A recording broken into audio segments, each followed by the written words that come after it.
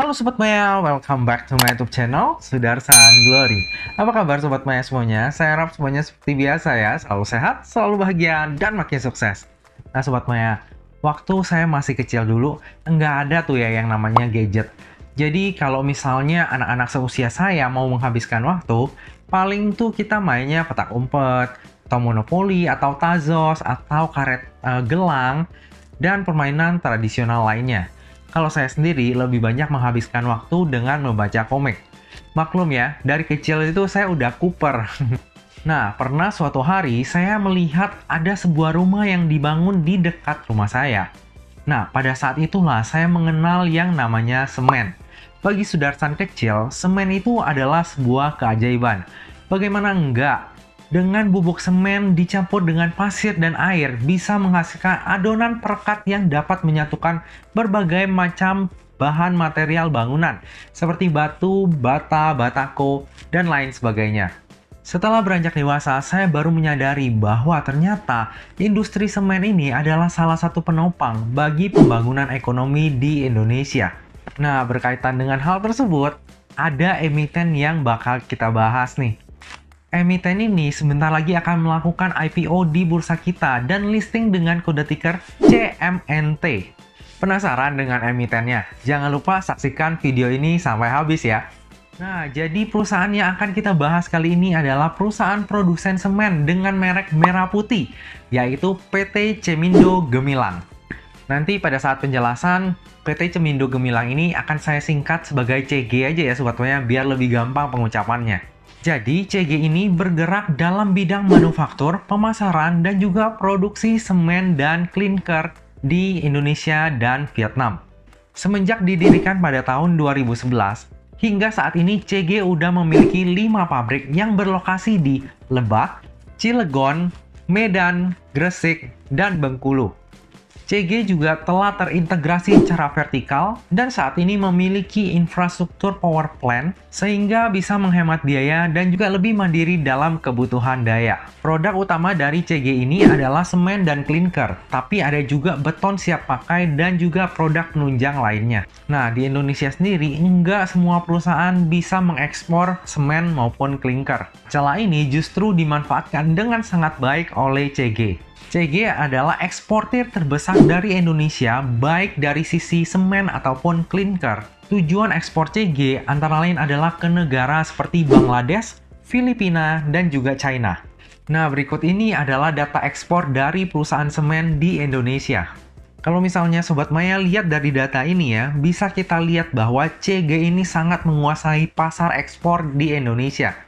Nah, jika Sobat Maya melihat dari data ini, kelihatan banget ya bahwa CG ini sangat menguasai pasar ekspor dibandingkan dengan perusahaan semen lainnya. Sementara untuk pasar lokal, kita bisa lihat di sini ya Sobat Maya ya, market itu masih dikuasai oleh Semen Indonesia dan juga anak usahanya, yaitu Solusi Bangun Indonesia. Sedangkan CG ada di peringkat ke-5 dengan 5% market share. Nah, total untuk kapasitas produksi semennya CG sendiri Sobat Maya telah meningkat nih dari 11,9 juta ton di 1 Januari 2018 menjadi 14,1 juta ton di Desember 2020. Sedangkan untuk total kapasitas produksi dari klinker itu juga meningkat ya. Dari tahun Januari 2018 itu di 6,3 juta ton menjadi 9,5 juta ton pada Desember 2020.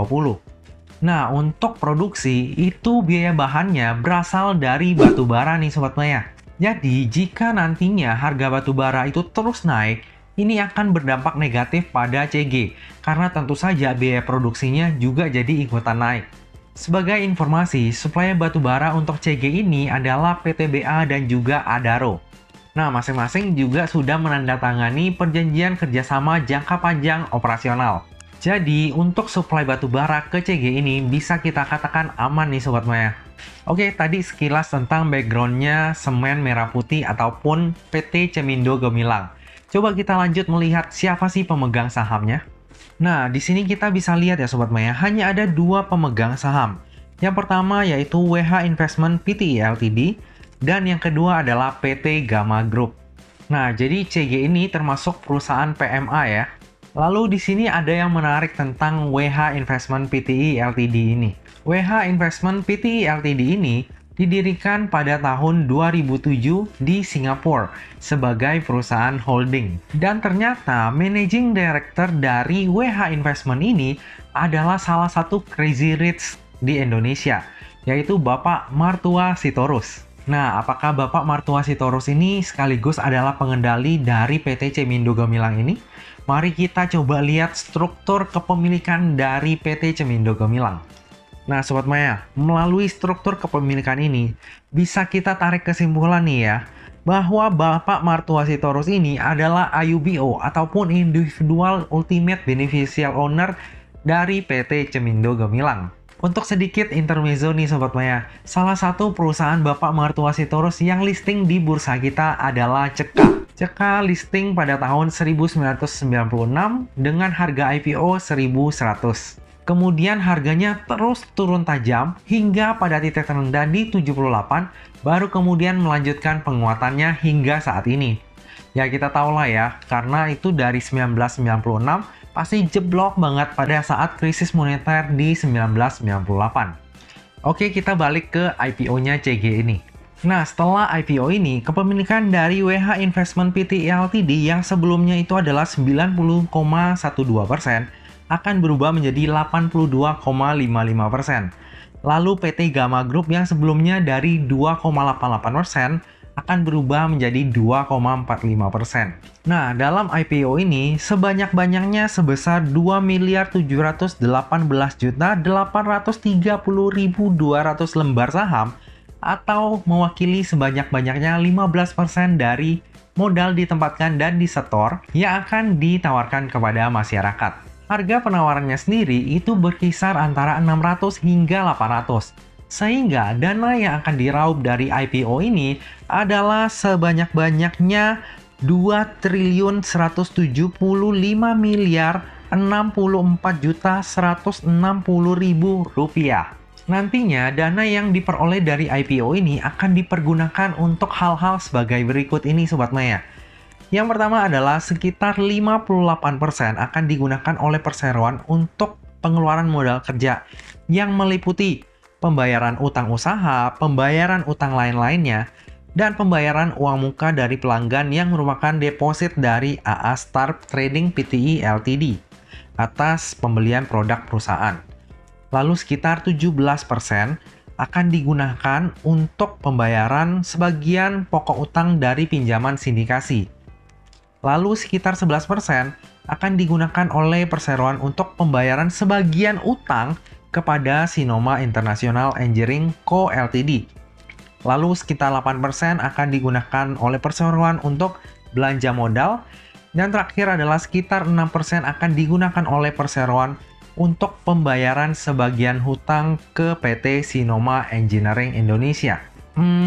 Ini tujuan IPO-nya bikin kurang seret ya Sobat Maya ya. Hampir semua dana IPO ini digunakan untuk pembayaran utang. Dan biasanya ya, investor tuh nggak suka dengan tujuan IPO seperti ini. Oke lah, kita lanjut aja dulu ya. Nah, lalu CG juga akan mengalokasikan sebanyak-banyaknya 1,22% dari modal ditempatkan dan disetor penuh atau sebanyak-banyaknya 224 juta lembar saham untuk program MESOP. Nah, skema MESOP yang dilakukan adalah dengan pemberian hak opsi. Nah, pelaksanaannya sendiri itu akan dilakukan setelah 1 tahun terhitung sejak diterbitkannya hak opsi. Nah, pendistribusian hak opsinya sendiri akan dilakukan dalam 3 tahap. Sesuai detail seperti ini Sobat Maya, nanti bisa dibaca di post, baca perlahan-lahan supaya mengerti ya. Seperti namanya, hak opsi ini bisa aja diambil, bisa juga enggak nih Sobat Maya. Jika exercise price-nya itu jauh di bawah harga pasar, tentunya manajemen dan juga karyawan terpilih nggak akan ragu-ragu untuk mempergunakan hak opsi ini. Nah, tapi jangan khawatir, terkait MESOP ini nggak usah terlalu dipikirkan. Mikirnya nanti aja kalau misalnya emang Sobat Maya mau pegang saham ini dalam jangka panjang. Nah, underwriter dari IPO CG ini adalah Cipta Dana Sekuritas Asia atau dengan kode broker KI dan juga Mandiri Sekuritas dengan kode broker CC. Nah, beberapa IPO yang dikawal oleh KI ini adalah BMHS, TAPG, dan juga PMJS. Nah, kalau kita lihat historinya ya Sobat Maya, dari yang terakhir, BMHS itu berhasil arah sampai 4 hari, baru kemudian turun terus dan sekarang masih dalam zona sideways. Lalu TAPG itu berhasil arah sampai 5 hari. Dan paling jauh, paling belakang nih ya, PMJS itu di hari pertamanya listing, itu ditutup hijau, baru kemudian turun terus-terusan. Nah, apakah IPO CMNT ini bakal sesukses BMHS ataupun TAPG? Saya sih kurang yakin ya. Alasan yang pertama adalah karena IPO-nya CMNT ini adalah IPO jumbo. Dana yang ingin dihimpun itu banyak banget, dan saya sendiri nggak yakin sih apakah ini bisa terserap penuh atau enggak. Bisa jadi nantinya IPO CMNT ini bakal mirip seperti Archie, di mana penjatahan kita itu dapatnya di atas 50%. Lalu alasan yang kedua adalah hampir semua dana IPO ini akan dipergunakan untuk pembayaran utang. Dan biasanya investor tuh nggak suka dengan tujuan IPO seperti ini. Oke, kita coba lanjut melihat laporan keuangannya ya. Nah, dari sisi aset, ini agak cenderung stagnan ya Sobat Maya ya. Di tahun 2018, itu total asetnya adalah sebesar 17,6 triliun, naik menjadi 19,6 triliun di tahun 2019. Lalu turun lagi di tahun 2020. Nah, sementara dari sisi liabilitas, kalau misalnya kita lihat di sini, dari tahun 2018 hingga 2020, itu terus mengalami peningkatan, sehingga ekuitasnya pun terus turun sedikit demi sedikit dari tahun 2018 hingga tahun 2020. Nah, kalau misalnya kita lihat, current ratio di tahun 2020, itu hanya sebesar 42,6%. Ini agak kurang sehat ya, malah cenderung ke bahaya nih Sobat Maya. Bisa-bisa kedepannya itu jadi kesulitan likuiditas dan menghambat kegiatan operasional perusahaan.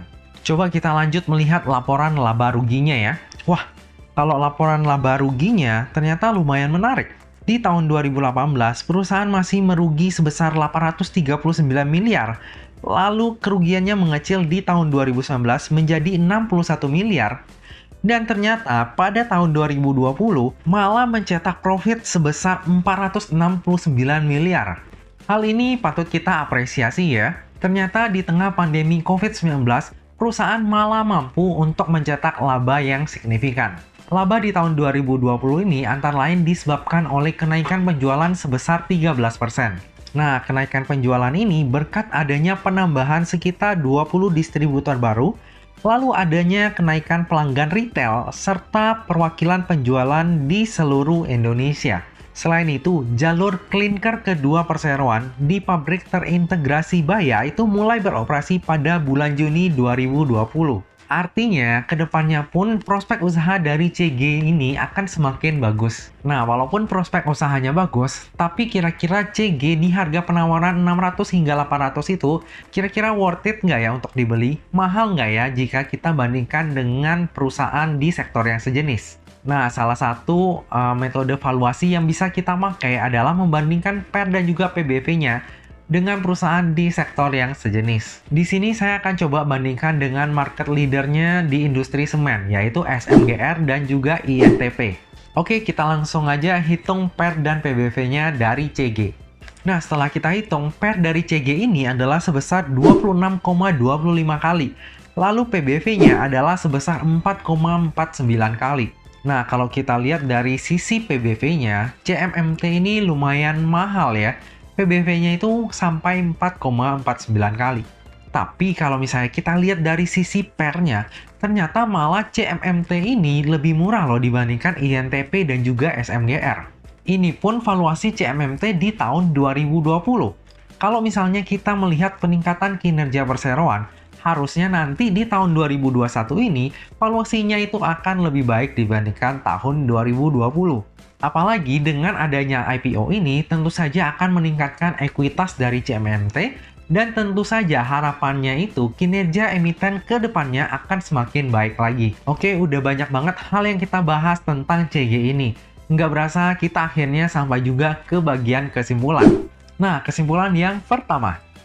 Dari sisi kinerja, CG ini labanya terus meningkat setiap tahun. Bukan nggak mungkin CG ini akan menjadi turnaround story di industri semen. Di mana perusahaan semen lain itu labanya ataupun kinerjanya udah mulai stagnan, tapi CG kinerjanya terus bertumbuh setiap tahunnya.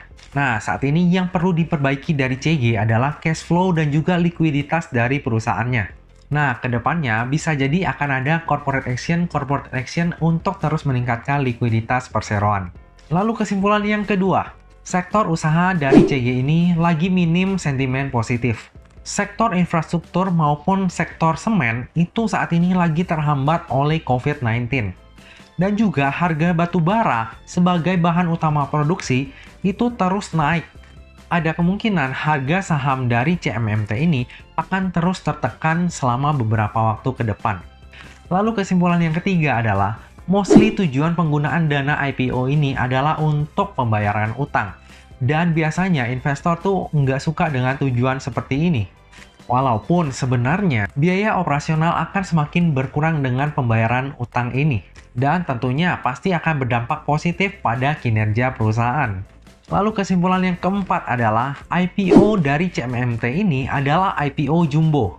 Untuk menggoreng harga sahamnya itu butuh dana yang nggak sedikit. Ada kemungkinan nih penjatahannya kita nanti itu akan seperti Archie nih Sobat Maya yang dapat penjatahan di atas 50%. Lalu underwriter dari IPO CMMT ini adalah KI dan juga CC. Kalau untuk KI ya masih oke lah ya, kalau misalnya kita lihat track recordnya itu masih ada saham-saham yang arah sampai beberapa hari.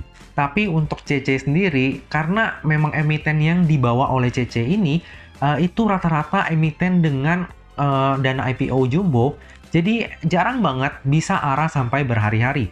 Nah, kesimpulan yang terakhir adalah, bagi yang suka momentum IPO untuk mendulang cuan, sepertinya IPO CG ini akan kurang menarik nih.